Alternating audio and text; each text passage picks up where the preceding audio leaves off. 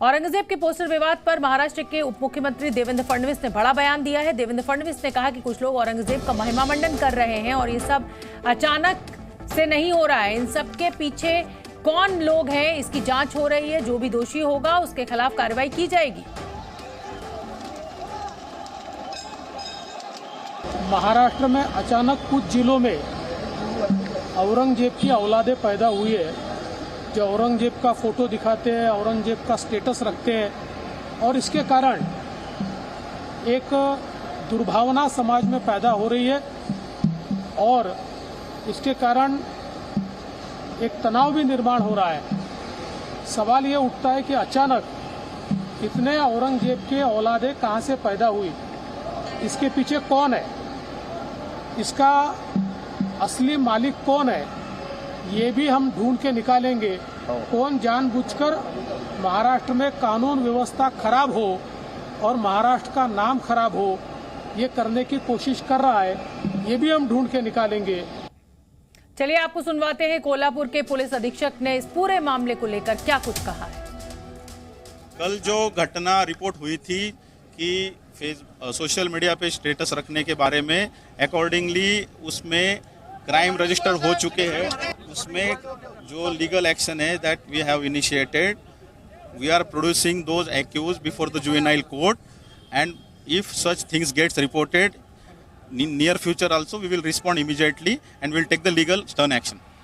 और इस पूरे विवाद पर एनसीपी प्रमुख शरद पवार ने भी अपनी प्रतिक्रिया दी है। आप ये आपको वो भी सुनवा देते हैं। शरद पवार क्या कुछ कह रहे हैं।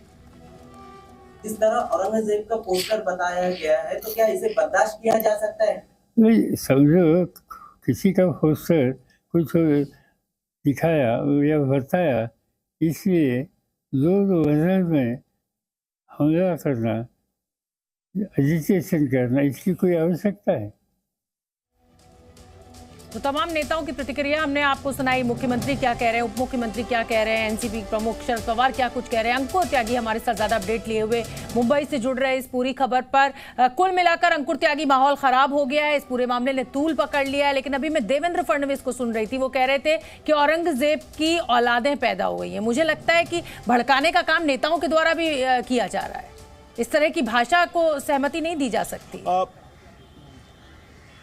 गृह मंत्री ने जो बात कही है, जाहिर तौर पर वो एक समाज के एक वर्ग को लेकर कही है और ये अपने आप में बहुत ज़्यादा प्रोवोकिंग सेंटेंस हो सकता है, क्योंकि जिस तरह के हालात बने हुए हैं, पहले हमने देखा था अहमदनगर में इस तरह का पोस्टर लहराते हुए जो युवक हैं वो नजर आ रहे थे, और अब बारी है कोल्हापुर की। और जितने भी सेंसिटिव इलाके हैं, खुद मुंबई की मैं बात करूँ, मुंबई में भी बहुत सारे सेंसिटिव इलाके हैं, और जिस तरह की बयानबाजी, पॉलिटिकल बयानबाजी इन घटनाओं के आसपास हो रही हैं, ये न कहीं प्रोवोकिंग है जाहिर तौर पर। तो कहीं ना कहीं अगर आप लॉ एंड ऑर्डर मेंटेन करने की बात कर रहे हैं, तो सरकार को पहले अपने नुमाइंदों को और सरकार को खुद को भी बहुत बेहद सचेत रहकर किसी भी तरह कमेंट पास करने की जरूरत है। लेकिन हो सकता है उनकी राजनीतिक मजबूरियां हों और जिसको अपनी एक टारगेट ऑडियंस को दिखाने के लिए, या कि हम किस तरह का एक्शन कर रहे हैं, इस तरह की बयानबाजी हो रही है। लेकिन फिलहाल महाराष्ट्र में औरंगजेब का मुद्दा बहुत बड़ा हो चुका है। अलग अलग जो जिले हैं, डिस्ट्रिक्ट हैं, वहां से इस तरह की खबरें सामने आ रही हैं।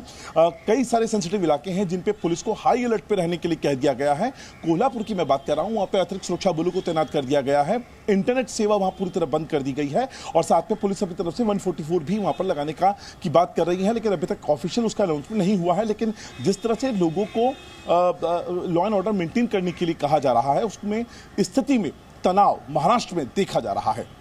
अंकुर, कल जब मेरी आपसे चर्चा हो रही थी तो लब्बैक ग्रुप का भी नाम सामने आया था। अहमदनगर में जिस तरीके से औरंगजेब का पोस्टर लहराया गया था, जाहिर सी बात है कि ये मुट्ठी भर लोग हैं जो माहौल खराब करना चाहते हैं, दोनों समुदायों के बीच नफरत पैदा करना चाहते हैं, और कुछ हद तक वो अपने इरादों में कामयाब होते भी दिखाई दे रहे हैं। लेकिन इस लब्बैक ग्रुप को लेकर क्या अपडेट है आपके पास?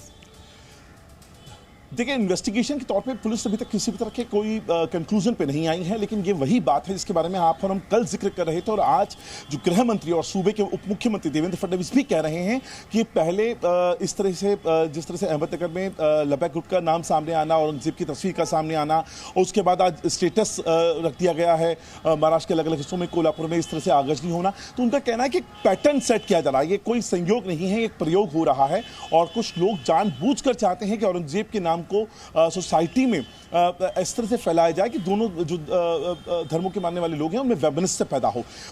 इसमें लैबेक की भूमिका क्या है, वो कब डिजाइन हुआ, कब उसमें कितने लोग जुड़े हैं, ये तमाम वो चीजें हैं इन्वेस्टिगेशन का हिस्सा हैं।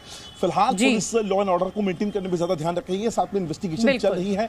कंक्लूजन अभी तक नहीं निकाला गया है, लेकिन इन्वेस्टिगेशन जरूर चल रही है। बिल्कुल अंकुर, आप नजर बना के रखिए, जैसे कोई अपडेट होगा मैं फिर आपका रुख करूंगी। जी न्यूज़।